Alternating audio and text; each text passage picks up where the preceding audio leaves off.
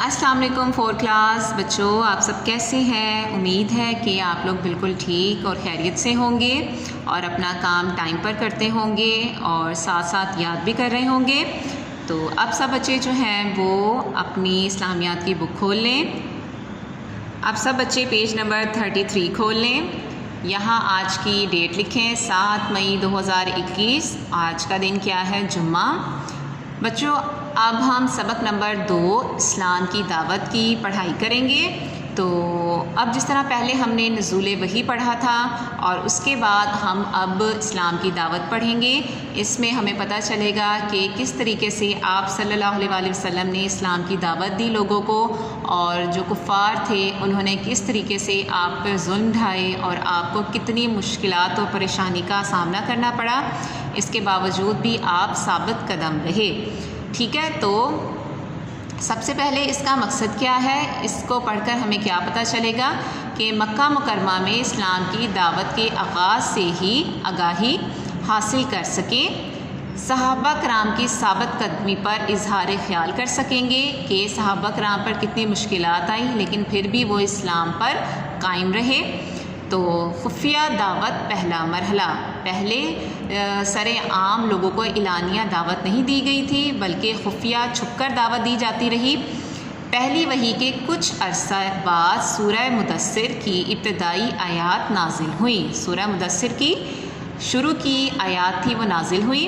ان آیات میں اللہ تعالیٰ نے نبی اکرم صلی اللہ علیہ وآلہ وسلم کو حکم دیا کہ لوگوں کو ایک اللہ کی بندگی کی طرف بلائیں۔ بندگی کہتے ہیں عبادت کرنے کو، اچھے اخلاق اپنانے کی تعلیم دیں جیسا کہ اللہ تعالیٰ کا ارشاد ہے۔ مطلب حکم دیا گیا کہ اچھے اخلاق اپنانے کی جو ہے وہ تعلیم دیں۔ پہلے لوگ جو تھے وہ اتنا اچھے اخلاق کے مالک نہ تھے، لوگوں پر ظلم کرتے تھے، مارتے تھے، دوسروں کا حق کھاتے تھے، تو ان سب کو منع کرنے کا حکم نازل ہوا۔ اب کیا لکھا ہوا ہے یہ؟ یا ایھا المدثر قم فانذر وربک فکبر وثیابک فطہر والرجز فاہجر ولا تمنن تستکثر۔ اب یہ ہے سورہ مدثر کی آیات۔ ترجمہ: اے چادر اوڑھنے والے، اٹھو اور خبردار کرو، اپنے رب کی بڑائی کا اعلان کرو، مطلب اللہ تعالیٰ کی تعریف بیان کرو، اور اپنے کپڑے پاک رکھو اور گندگی سے دور رہو، اور احسان نہ کرو زیادہ حاصل کرنے کے لیے۔ ٹھیک ہے، یہ سورہ مدثر کی آیات تھی، آیات نمبر 1 تا 6، جس کا یہ ترجمہ ہے کہ اللہ تعالیٰ نے انسان کو کہا کہ اٹھے اور وہ خبردار ہو جائے، کیونکہ اللہ تعالیٰ کی نظر جو ہے وہ انسان پر ہمیشہ موجود ہے۔ اللہ کی تعریف بیان کرو اور اپنے آپ کو، اپنے کپڑوں کو پاک صاف رکھو، اور کبھی بھی زیادہ کی تلاش میں دوسرے پر احسان نہ کرو۔ ٹھیک ہے، تو یہ ہوتا ہے نا کہ انسان لالچ کرتا ہے کہ احسان کرو میں تو اس طرح ہو جائے گا، لیکن احسان نہ کرو زیادہ حاصل کرنے کے لیے۔ اب کیا لکھا ہوا ہے؟ چنانچہ حضرت آپ صلی اللہ علیہ وآلہ وسلم نے صرف ان لوگوں کو اللہ کی بندگی کی طرف بلایا جو پہلے سے ہی آپ کی سچائی، بلند اخلاق اور پاکیزہ عادت سے واقف تھے مطلب جانتے تھے۔ آپ کو بھی ان کے بارے میں معلوم تھا کہ وہ سچی بات کو مان لیتے ہیں۔ وہ لوگ اسلام قبول کرتے اور دوسروں لوگوں کو خفیہ طریقے سے اسلام کی دعوت دیتے۔ اس طرح خفیہ طریقے سے اسلام کی دعوت جو تھی وہ پھیلنا شروع ہو گئی۔ اب سب بچے نیکسٹ پیج پہ دیکھیں، پیج نمبر 34۔ جب مسلمان مرد اور عورتوں کی تعداد 30 سے بڑھ گئی، کتنے سے بڑھ گئی؟ تعداد 30 سے بڑھ گئی، تو آپ صلی اللہ علیہ وآلہ وسلم نے ان میں سے ایک شخص ارقم بن ابی الارقم کے مکان کو مسلمانوں کا مرکز بنا لیا۔ سب وہاں جمع ہوتے اور نبی اکرم صلی اللہ علیہ وآلہ وسلم کے دین کی باتیں سیکھتے۔ ان دنوں مسلمان چھپ کر نماز ادا کرتے اور خفیہ طریقے ہی سے لوگوں کو اسلام کی تبلیغ کرتے، مطلب اسلام کے لوگوں کو دعوت دیتے، مشرکین مکہ جو کہ کفار تھے اور مسلمانوں کو جو تھا وہ مسلمانوں کے لیے مشکلیں کھڑا کرتے تھے، جب ان کو اس بات کا پتہ چلا تو وہ طیش میں آ گئے۔ طیش مطلب غصے میں آ گئے۔